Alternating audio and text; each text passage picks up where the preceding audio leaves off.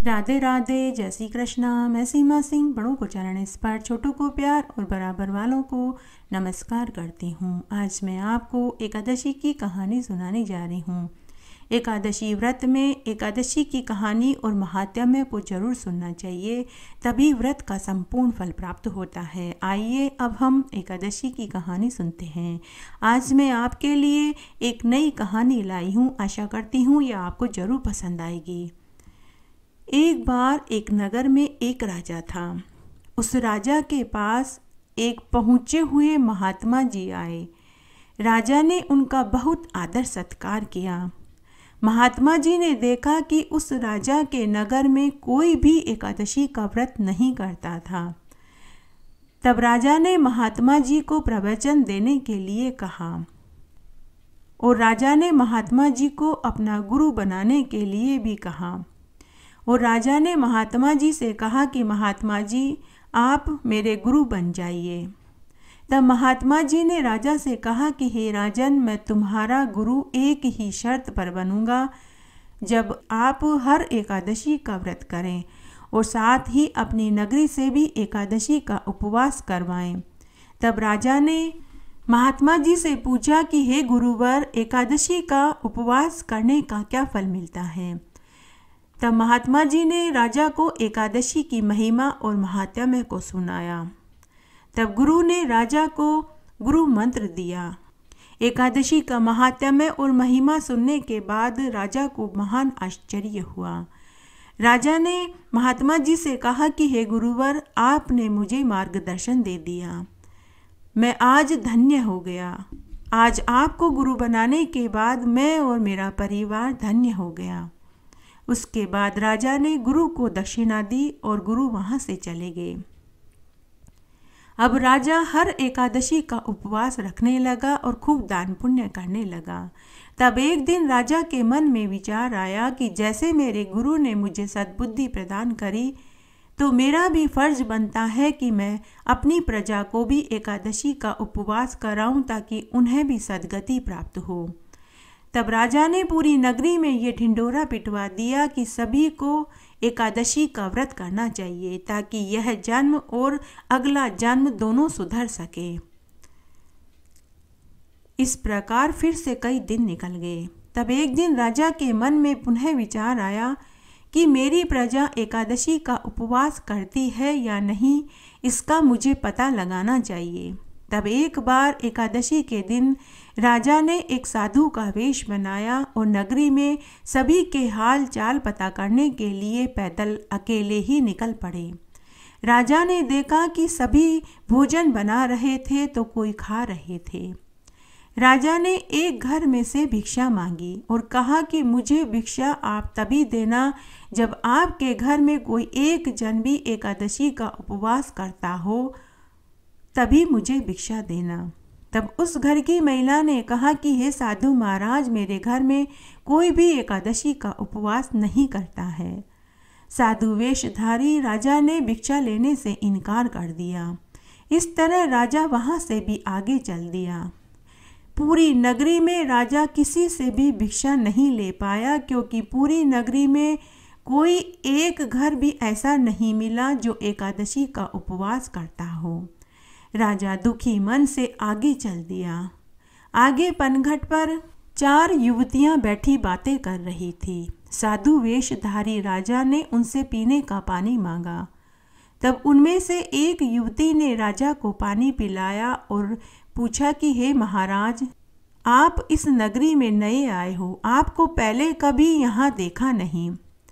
तब साधु वेशधारी राजा ने कहा कि हे कल्याणी, मैं तो पद यात्री एक साधु हूँ। मैं जगह जगह तीर्थ यात्रा करता हूँ। तब वह युवती बोली कि हे साधु महाराज, आप कुछ दुखी जान पड़ते हो।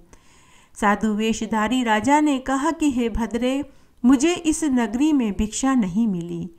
तब वह युवती बोली कि हे महाराज, यह कैसे हो सकता है। हे महाराज, हमारी नगरी में कोई इतना निर्दयी और गरीब नहीं जो आपको भिक्षा में अन्न, आटा, रुपया न दे सके। हे साधु महाराज, आपने भिक्षा में ऐसा क्या मांग लिया जो किसी ने भी आपको भिक्षा नहीं दी। हे साधु महाराज, आप बताइए आपको भिक्षा में क्या चाहिए, मैं अभी अपने घर से आपको भिक्षा लाकर देती हूँ। तब साधु वेशधारी राजा ने अपनी भिक्षा वाली शर्त उन्हें भी बताई। तब वे चारों युवतियाँ एक साथ बोली कि हे साधु महाराज, इस नगरी में कोई भी एकादशी का उपवास नहीं करता है। राजा ने उनसे इसका कारण पूछा तो उनमें से वही युवती बोली कि हे महाराज, इस नगरी के सभी लोग कामकाजी हैं। कोई कुम्हार है, कोई माली है, तो कोई किसान है, तो कोई मजदूरी करता है। अगर उपवास करेंगे तो उनसे काम नहीं होगा, और अगर काम नहीं करेंगे तो मजदूरी नहीं मिलेगी, और मजदूरी नहीं मिलेगी तो उनके परिवार के लोगों को भूखा रहना पड़ेगा। यहाँ तो ऐसी हालत है कि रोज कुआं खोदते हैं और रोज पानी पीने जैसी कहावत चरितार्थ होती है। तब राजा ने कहा कि हे कल्याणी, लेकिन तुम्हारी नगरी का राजा तो एकादशी का उपवास करता है। तो वही युवती जोर जोर से हंसने लगी और बोली कि हे साधु महाराज, आपने हम गरीबों की तुलना राजा से कर दी। अरे, उस राजा को भोजन की कहाँ चिंता है। यहाँ तो अगर एक दिन भी काम नहीं किया तो शाम को ही भोजन की चिंता सताने लगती है। हे साधु महाराज, बड़ी बड़ी बातें करने से पेट नहीं भरता। अगर वह राजा भी उपवास के साथ काम भी करे तब हम जाने कि राजा एकादशी का उपवास सच में ही करता है। हे साधु महाराज, राजा का क्या, पूरे दिन सिंहासन पे बैठा रहता है, अपने नौकरों से सारा काम करवाता है और फिर महल में जाकर सो जाता है। लेकिन यह पूरी प्रजा अब मेहनत मजदूरी करने वाले लोग हैं। अगर उपवास किया तो काम नहीं कर पाएंगे, और अगर काम नहीं किया तो दूसरे ही दिन घर वालों को भूखा रहना पड़ेगा। राजा, जो साधु वेश में था, उसे यह बात मन को छू गई। राजा ने आज अपनी प्रजा के दुख को समझा। तब राजा ने उस युवती का नाम और पता जाना और महल में आ गया। महल में आने के बाद राजा ने अपनी प्रजा के गणमान्य लोगों, मंत्रियों और पहरेदारों की एक सभा बुलाई। राजा ने सभी को एकादशी की महिमा बताई और व्रत करने की आज्ञा दी।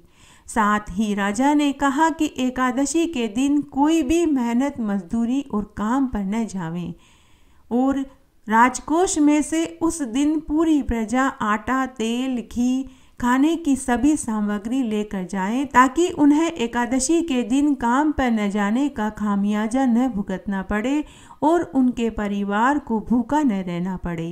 पूरी प्रजा जय हो राजा जी की, जय हो राजा जी के नारे लगाने लगी।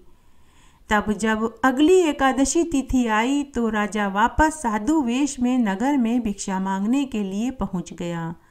सभी ने साधु को भिक्षा दी। सभी ने कहा कि हे महाराज, आज हमारे घर में सभी ने एकादशी का व्रत किया है, केवल बच्चों, बूढ़ों और बीमार को छोड़कर सभी ने एकादशी का व्रत रखा है।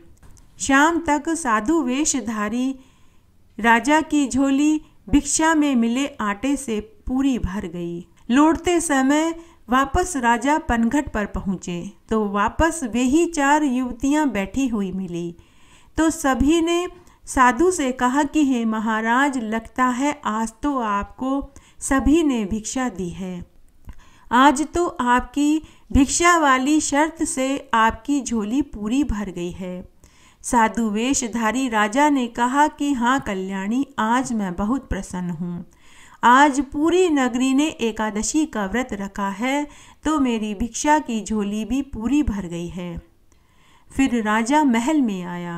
महल में आने के बाद राजा ने अपने एक मंत्री को उसी वाकपटु युवती के घर अपनी शादी का प्रस्ताव भेजा, जिसे उन लोगों ने खुशी खुशी स्वीकार कर लिया।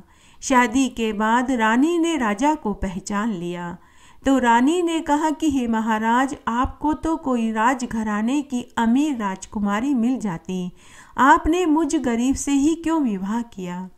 तो राजा ने कहा कि हे रानी, जिसके मन में दया हो, सत्य बोलने की हिम्मत हो, वही मेरी पत्नी बनने के काबिल हो सकती है, और कोई नहीं। इस तरह एक सज्जन साधु महात्मा ने राजा को सद्बुद्धि दी और एक न्यायप्रिय राजा ने अपनी प्रजा का यह और अगला जन्म एकादशी व्रत करवा कर सुधार दिया। जय हो एकादशी भगवान की जय। इस तरह आज मैंने आपको एकादशी की एक नई कहानी सुनाई। आशा करती हूँ यह आपको जरूर पसंद आएगी। मेरे साथ बने रहने के लिए आपका धन्यवाद। आगे की कथा कहानी के लिए भी आप इसी तरह मेरे साथ बने रहें। धन्यवाद।